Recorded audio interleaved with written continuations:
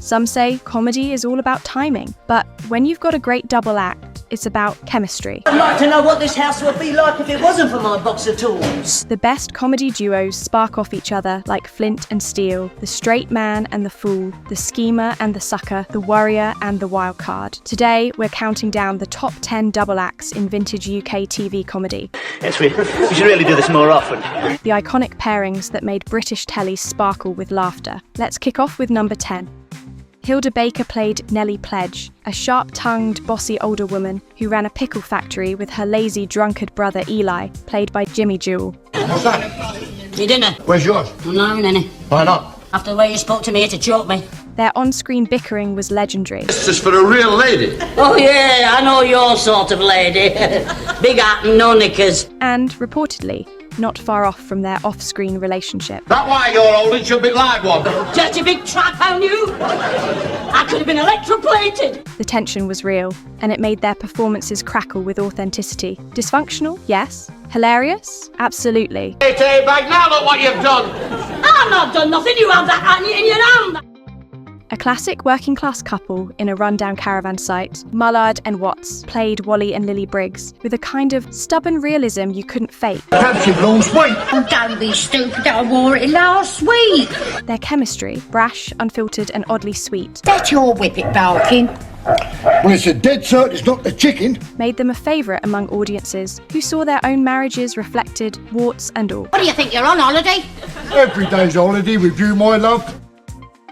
George and Mildred Roper were the ultimate odd couple in marriage. We're coming here, and look, I want to create a good impression, so stay in the background. George, lazy, content, permanently glued to the telly. Well, wacky races is on, Mildred. Leave it, George.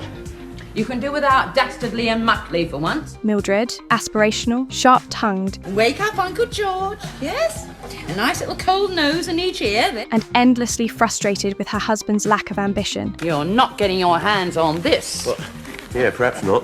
Their dynamic was pure sitcom gold. George's laid-back idiocy clashing with Mildred's social climbing in every scene. Because my sister is coming around. Well, we got nothing in the house but instant. Well, there's no need for her to know that. The laughs came from the tension, but also from the affection underneath, however deeply buried it was. Murphy and Joyce made it look effortless. I mean, when they get older, they'll, well, you know what they'll do.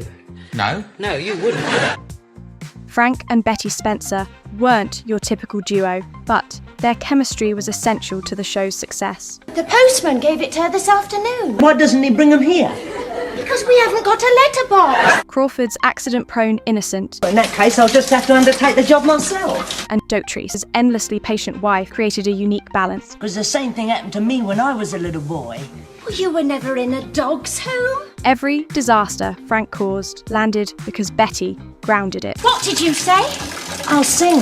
Be like a password, see, so you'll know it's me. Without her, the slapstick wouldn't have had heart. Betty, Yes, I'm here, Frank. I got a letter, Betty. Eric and Hattie played fictional siblings sharing a house in West London. No, not that. There you go, suspicious again. Sykes, the bungling but well-meaning brother, Look at that hat, that cheese is gone. Rafty, when the light went out, woof, he had it. and Hattie, the sensible sister, were perfectly matched. Know our arrangement. We're saving up to buy a new TV and radiogram. There was warmth, affection, and plenty of misunderstandings. Like that, it means I want feeding, right? How do you expect me to drive a car with one hand and mess around with a knife and fork feeding you with the other? Their timing was impeccable, honed over years of working together in radio and stage before TV. There they are, British legs. Are you sure you've got British legs? Sid James, as the lecherous handyman George, met his match in Peggy Mount's formidable housekeeper, Gabrielle Dragon. You don't get up soon, it'll be Monday. Doss out. I wouldn't know, I've never been in one. Their arguments, Don't just fiddle, fix it. I'm trying to fix it. loaded with insult, innuendo, and pure spite, Must be a right rave, that must. Oh, I sometimes think you are beyond redemption. were as close to verbal sparring as comedy gets. Sid's laugh and Mount's scowl made this one of ITV's hidden gems. You were having a nibble at exactly the same time as I was. Rigsby and Miss Jones, a masterclass in unrequited desire and social awkwardness. And you feel that's all you want to tell me? Well, I've only seen him once. That was by the light of his cigarette. Leonard Rossiter's twitchy, deluded landlord constantly tried to woo Delatour's reserved intellectual tenant. Be thinking, Beauty and the Beast. Oh, I don't know, Mr. Rigsby. You look very nice too. And failed spectacularly. It was extremely reckless driving. Couldn't we look upon it as a minor blemish on an otherwise perfect evening? It was excruciating, hilarious, and oddly touching. That time we ran over the rabbit, you didn't know what to do. Yes, well, you can't give the kiss of life to a rabbit, Mr. Rigsby. Their scenes were packed with nuance and timing few could replicate. Those seatbelts are a bit tricky and I want to get you strapped down as quickly, strapped in as safely as possible. Oh, yes, Mr. Rigsby. Clank, click every trip. Fletcher and Godbear, a hardened con and a naive young inmate thrown together in a tiny cell. I tell you what does take bottle, turning the other cheek. Like Gary Cooper in High Noon. What started as a generational gap Not easy studying the nickname. Well, all I'm saying, it's worth a try, and I'm trying. turned into one of the warmest double acts in British comedy. I mean, this escape, we should have just pushed the system a little bit too far. Well, there's nothing we can do, is there? Barker's worldly sarcasm bounced off Beckinsale's wide-eyed innocence. Can't you do it? For me. I've already promised Billy Moffat that'll go down in the first. Together, they gave Porridge its soul. So I can't sit in my own flowery dell now in case I disturb his nips. Can if you're quiet, Fletch. It's not much to ask. The lad himself and his chancer best mate. Forest and Everton home. Here we go again. 12.5 points. Tony Hancock's eternally frustrated snob and Sid James's grinning wide boy I'll make a mockery of the whole thing. Oh, shut up. made for pure magic. Hancock was self-important. It is hopeless. A fortune within me grasp. I can't stand this waiting. Well, why don't we go and watch the match? Sid was out for a pint and a profit. What a boat race looks like doesn't mean a thing. They take one look at me and they go, that boy's been around. The tension between delusion and realism was comedy gold. Very distressing for we poets. Is there no room for the aesthete anymore? The delicate courtship. Though they split in 1961, their influence can be seen in every double act that followed. Why don't you do a pool where you have to pick out all our home winners? You're enjoying this, aren't you? Every match a laugh.